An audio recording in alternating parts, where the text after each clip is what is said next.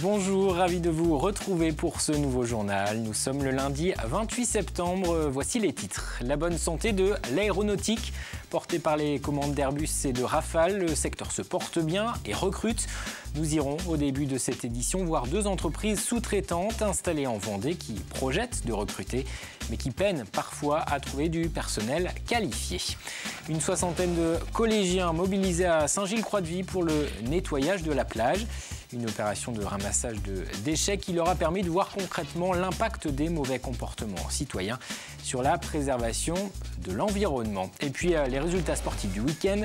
Les basketteurs de Challans débutent la saison avec une victoire. En football, les Luçonnais sont deuxièmes de national après une victoire sur le fil ce week-end à domicile. Dassault va multiplier par 3 ses capacités de production d'ici 2018. Le groupe est porté par les ventes du Rafale. C'est l'un des exemples du dynamisme de l'aéronautique en France. Le secteur recrute 10 000 embauches l'an dernier, 8 000 supplémentaires cette année. Des postes d'ajusteurs, de monteurs, de soudeurs qui ne trouvent pas toujours preneurs faute de main-d'œuvre qualifiée. En Vendée, par exemple, 70 entreprises travaillent pour le secteur aéronautique, dont un quart au niveau international. Des sous-traitants qui envisagent aussi de recruter, mais le manque de candidats qualifiés bloque certains projets de développement. Exemple à Boufféré et à Saint-Philbert-de-Bouenne, Pierre Dalicieux. Ces cartes électroniques finiront dans les cockpits d'Airbus ou de Rafale, des constructeurs qui ont le vent en poupe et qui pourraient attirer avec eux de nombreux sous-traitants, notamment en Vendée, où 70 entreprises travaillent de près ou de loin avec ce secteur. Chez Tronico, par exemple, 65% du chiffre d'affaires est réalisé grâce à l'aviation et les 450 salariés pourraient, dans un futur proche, devenir insuffisants pour suivre la cadence. Il y a un besoin qui est lié à des commandes et à des commandes à venir par rapport à l'évolution du marché de l'aéronautique et de l'électronique. On parle sur 10-15 ans. Et aujourd'hui, dès maintenant, on prépare les produits dans 10-15 ans. Qui commencent à être spécifiés, qui commencent à être étudiés. Et nous, on se positionne sur ces produits-là avec nos clients. Et si on gagne tous nos prospects en cours de réponse à appel d'offres, on aura besoin de renforcer notre bureau d'études avec des recrutements. Autres sous-traitants et autres métiers aussi. Cette pièce métallique sera dans les prochains mois fixée sur une roue d'Airbus A320. Ici, on ne la fabrique pas, on l'ajuste au millimètre près. Un métier de précision bien trop rare en France. Le patron de cette TPE de 7 salariés aimerait pourtant bien s'agrandir et suivre la tendance du secteur aéronautique. Si on avait plus de compétences, plus de formation, parce qu'on a un souci de recrutement, on serait plus capacitaire à prendre plus de commandes. Et vu que tout est lié, on ne peut pas prendre les commandes puisqu'on n'a pas les compétences. Et voilà, c'est ce qui nous freine dans le développement de la société. Un problème de formation, mais aussi la concurrence étrangère du Maroc ou de l'Asie, car avec les commandes nombreuses de nouveaux avions ces derniers mois, c'est surtout la guerre des prix qui est toujours plus forte. Et un forum régional sur les métiers de l'aéronautique se déroule demain au stade de la Beaujoire à Nantes de 9 h à 18 h. Des postes seront à pourvoir, mais des organismes de formation seront aussi présents pour enseigner ceux qui souhaiteraient s'orienter vers ce secteur.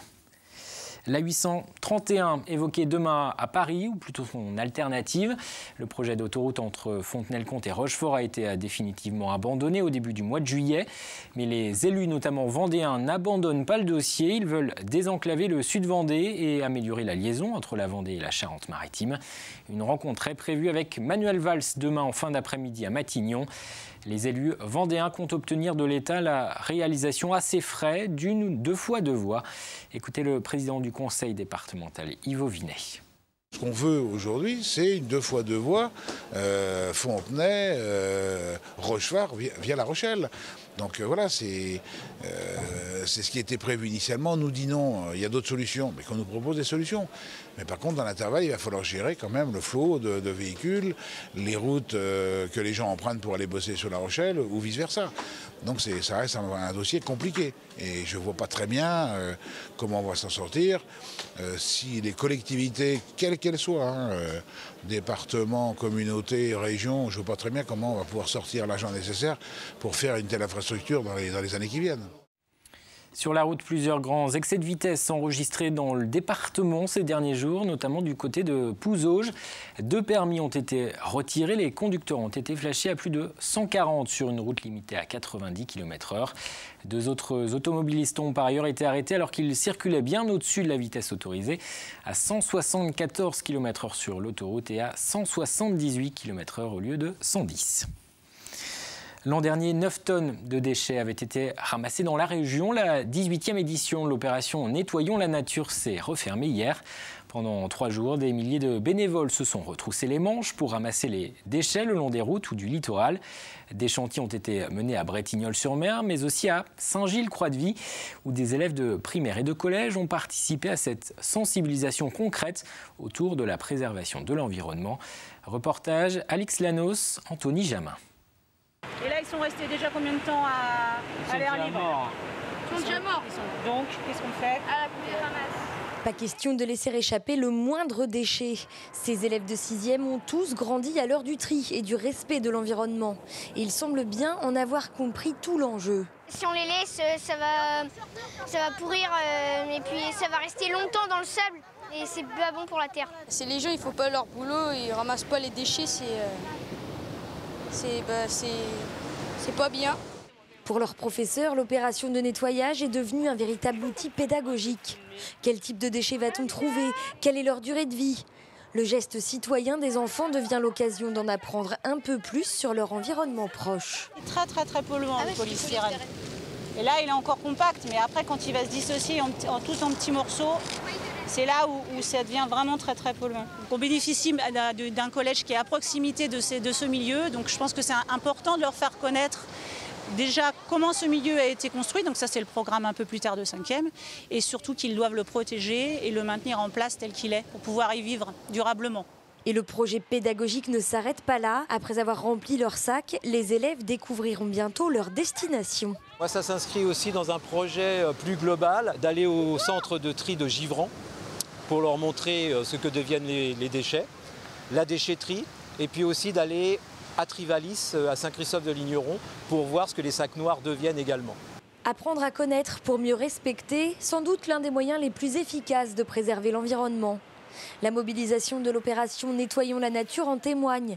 Dans les Pays de la Loire, ils étaient plus de 27 000 bénévoles sur près de 700 sites naturels de la région.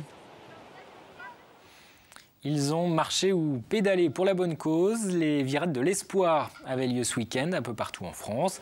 Objectif, collecter des dons pour la lutte contre la mucoviscidose. En Vendée, une manifestation avait lieu hier, site de la Montparière au Poiré-sur-Vie. Des animations étaient notamment organisées pour les enfants, vous le voyez sur ces images. Parallèlement, des randonnées à pied et à vélo étaient proposées. Elles ont réuni 1500 participants et permis de récolter 25 000 €. Les fonds vont permettre de financer la recherche et d'améliorer le quotidien des malades. La mucoviscidose qui touche le système respiratoire et digestif concerne 6 000 personnes en France. Ouvrons une page sport à présent avec d'abord du football et la fin de match spectaculaire de Luçon. Le VLF en blanc accueillait sur sa pelouse Châteauroux pour le compte de la 8e journée de championnat de national. Mené 2-0, les joueurs vendéens se sont finalement imposés 3-2. 3 buts inscrits dans les 10 dernières minutes de la rencontre à la 82, 86 et 91e minute. De son côté, les Herbiers restent invaincus depuis le début de la saison après un match nul sur la pelouse de Béziers, 1-1. Au classement, Luçon est 2e derrière Belfort avec 14 points. Les Herbiers pointent à la 6e place. Un mot également du 4e tour de la Coupe de France. Dans l'ensemble, la logique a été respectée. À noter l'élimination de La Roche-sur-Yon, club de CFA2, par Orvaux qui évolue en DH. Parmi les autres résultats sportifs du week-end, il y avait du basket avec la première journée de championnat de National 1 pour Chaland. Fontenay accueillait la première édition du Trail de la Renaissance. C'était également la 22e édition du Raid des Chaussées et les finales nationales de duathlon aux Herbiers. Le résumé en images signé Élodie Pépin. Un beau début de saison ce week-end pour le Vendée Chaland Basket en championnat de National 1. Les hommes de Freddy Massé ont battu à domicile le Jet de Vosges 91-75. Une victoire certes, mais un match qui a tout de même révélé quelques faiblesses en défense. C'est pas suffisant, même si, comme j'ai dit aux gars, on ne peut pas être déçu d'une victoire. On a le droit d'être un petit peu mécontent de 3 choses, de remarques du coach, des oublis.